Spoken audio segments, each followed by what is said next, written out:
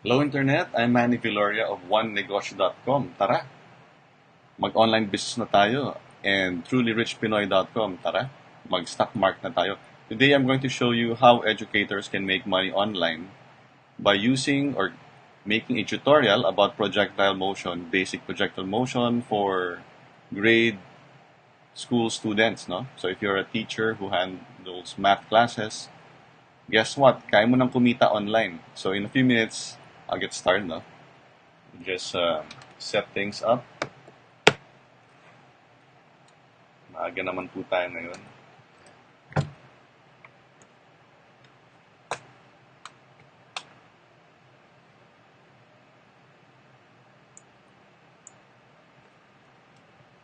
If you're watching the replay, please type in the comment below replay.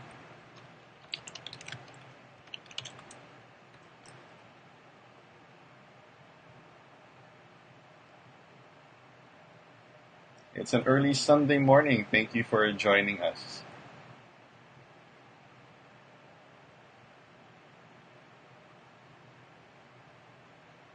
Uy, meron na kaagad na viewer ang aga mo. Thank you. In this morning's video, I'll show you how teachers, trainers, educators can make money online. Bali, the main pattern is magtuturo ka and then you can invite people to connect with you and even join your business.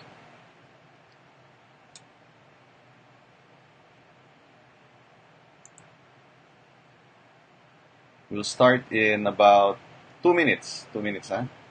Dali. Link location.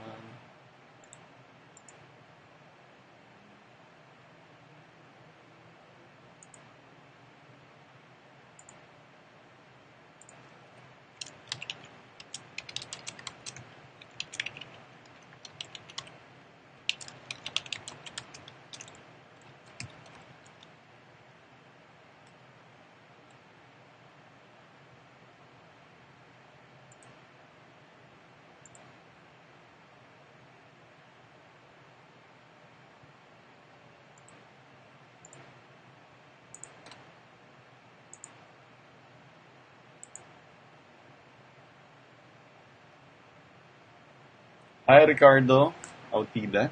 Thank you for joining. Okay. Start na now. Wait, 3 viewers agad.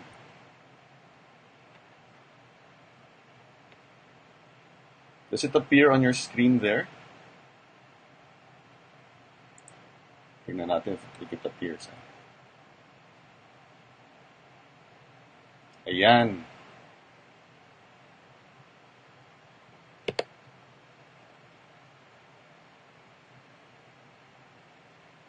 Okay. So we have here a projectile motion tutorial. And the question is, a man jumps straight down from a platform. Upon hitting the water, his final velocity is 100 meters per second. How high is the platform from the water? Now, if you are a trainer or an educator, you can teach online. And then, if you look at the top portion here, no? Let me color it.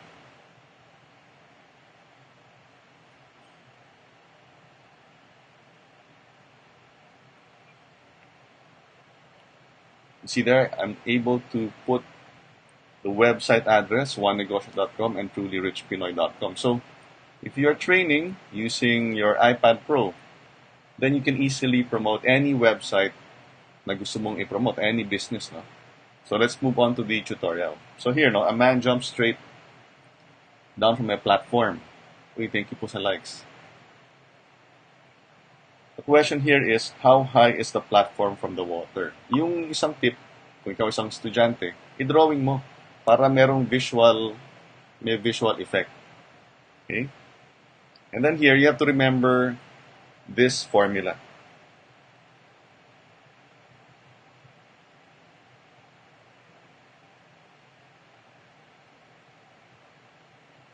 Ayan. Velocity final is equal to acceleration times time, or simply V equals AT.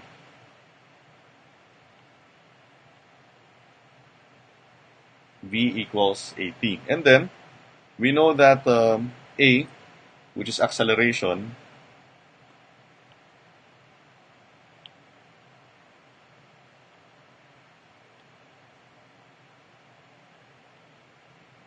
A is equal to 9.8 meters per second squared. Pero para mas simple na lang, we will assume, for the purposes of this tutorial, that acceleration is equal to 10 meters per second squared. So A equals 10 meters per second squared. Okay. So what do we have here? We know that the final velocity is 100 meters per second squared. So we will write this formula like this.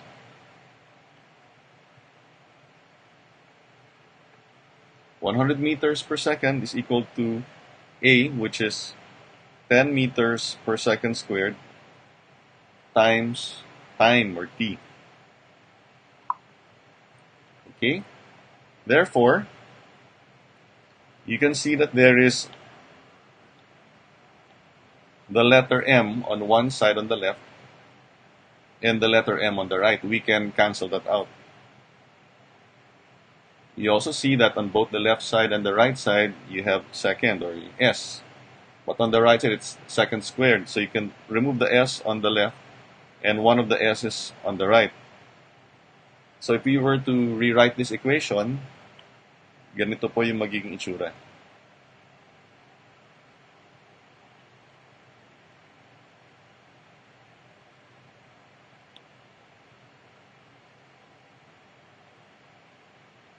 "100 equals 10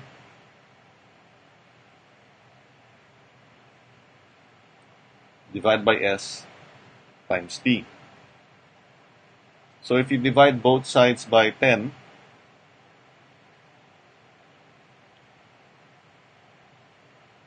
you get 10 equals t over S. If you remember your fractions and your equations, yung S sa ilalim sa right side, just multiply it to the number on the left side of the equation. So we get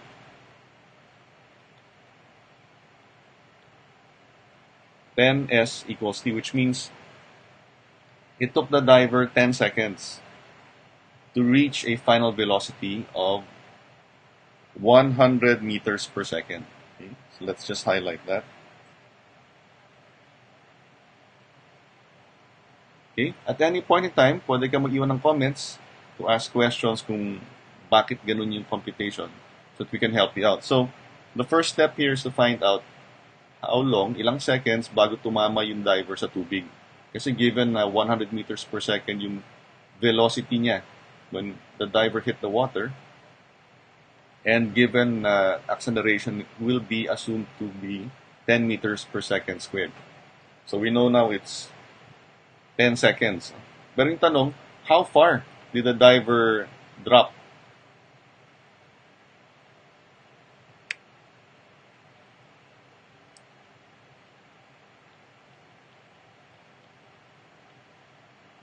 So yan, given time is 10 seconds. At the start, nasa top ng platform diver, yung speed, yung velocity niya is 0 meters per second. At the end, or VF, or final velocity, it was 100 meters per second. So we need to get the average.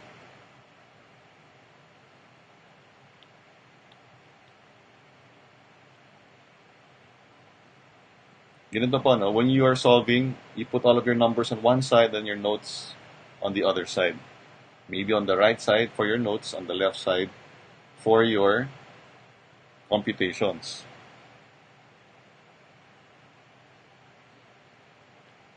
Since there are only two numbers, 0 and 100, to get the average, i-add po natin 0 plus 100, and then you divide by 2.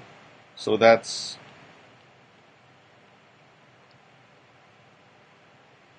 an average velocity of 50 meters per second. Itawag natin itong VA. A for average.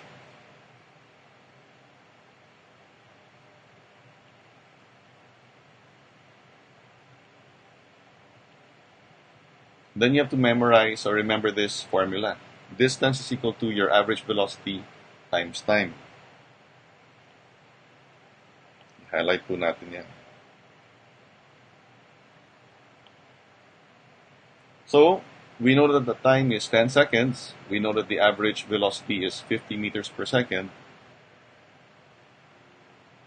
So, if we input that dun sa formula natin, 50 meters per second times time, which is 10 seconds. As you can see, meron sec or second sa taas, meron ding sec or second sa baba. So we can cancel that out. And we are left with meters na lang. So 50 meters times 10 equals 500 meters.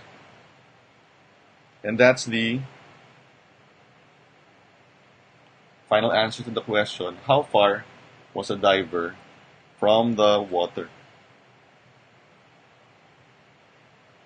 So to recap, no, in this typical problem na nakita natin sa mga grade school math or even science or physics classes, where you're asked to compute how far is a diver from the water, assuming that the final velocity was 100 meters per second, kung mabait ang teacher mo, i-assume ng teacher mo that acceleration is 10 meters per second squared, even though in reality it is 9.8 meters per second squared. If you're given the final velocity, i-compute mo how long did it take, find out kung ilang seconds using the formula V equals 80. So using your math, your algebra, which you took up in the earlier years in grade school, you can see that it took 10 seconds. And then your next step is to get the average velocity, where your starting velocity is 0, your final is 100, to get the average, you add mo lang, divide by 2, you get 50 meters per second. I-multiply mo yan by the number of seconds to get the distance. So you have to remember that the formula for distance is average velocity times time. So 50 meters times 10 seconds equals 500 meters. So i-review mo ito more than twice. And then, ikaw as a student, you should solve it by hand. No? It's not enough na makinig ka lang sa video. You need to solve it by hand para magkaroon ka ng muscle memory, matatandaan ng kamay mo na nagsusulat ka talaga. Hindi pwedeng nagbabasa ka lang, ginagamit mo lang yung mata mo. Dapat, ginagamit kamay mo. Okay? So if you enjoyed this tutorial, please check out onenegosyo.com and trulyrichpinoy.com. So balik ngayon tayo sa online marketing tip.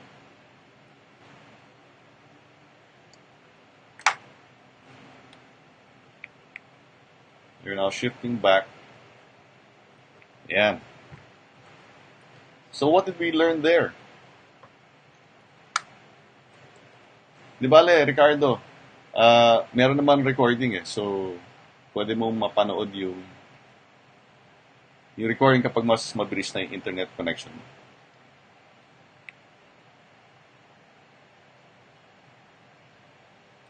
Hi, Sel Bravante. Good morning. Thank you for joining. So, ayan, no? As you can see, we can easily use the internet para magturo na parang pen and paper, lalo na kung meron kang iPad Pro tsaka Apple Pencil. Kaya yung mga members ng onenegosyo.com, kapag nanalo ka ng iPad Pro ni Edward Reformina, I will send to your Philippine address, I will ship to your Philippine address isang Apple Pencil para magawa mo rin ito. At kung ikaw isang educator or trainer na wala pang iPad Pro, then use cartolina, lapis, ballpen, markers, sharpies, and use your cellphone para naman pwede magturo online. At pwede mong i-display doon sa cartolina mo, gaya na ginagawa ni RB Bautista of rbbautista.com. A-R-B-I. So, po natin. Si RB Bautista,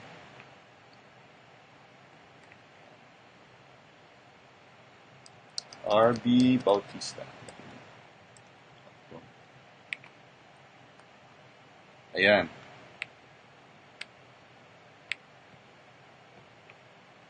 Si RB San, she teaches Pinoys how to speak Japanese. Learn to speak Japanese with RB Bautista. So check out rbbautista.com. You can do the same, no? Meron siyang cartolina, doon na lang niya sinusulat yung kanyang website address. Kasi alam mo, maraming gusto matuto sa internet. Hindi lamang how to make money online, pero ganun, math. Math tutorials, how to play the guitar, gaya ni si sa Minda Adina. Update that.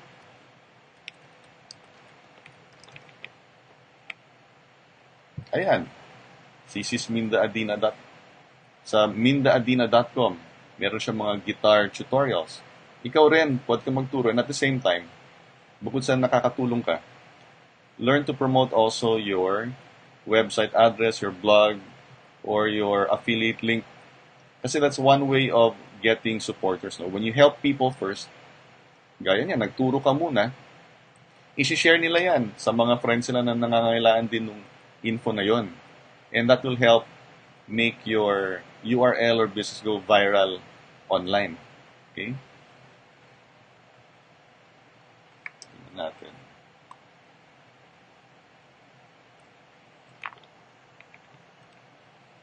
Okay. So, kapag nagkaroon ka ng spark ng idea dito, I hope you share this with your friends sa team mo. And go ahead and start your Facebook Live videos para makapag-attract ka ng mas maraming prospects, matulungan mo mas maraming tao, at tumaas ang mga affiliate commissions mo. Kung meron kang mga tanong, please message me dyan po sa m.me/viloria.net. Dito po sa Online Marketing Philippines page, meron po dyan message button. Click it at itanong sa akin yung mga questions mo tungkol sa online business or kung paano papataas ang mga commissions mo from your affiliate marketing opportunities. Okay? Hanggang sa susunod na tutorial, ako po si Manny Viloria ng trulyrichpinoy.com at ng onenegosyo.com. Yung nagsasabing invest in yourself before others will invest in you. Maraming salamat po at mabuhay tayong lahat. Hi Sophia, hi Anna, thanks for watching. Thank you Ricardo, Sel Brabante for being here on this early Sunday morning. Hanggang sa susunod, have a great week ahead. Bye!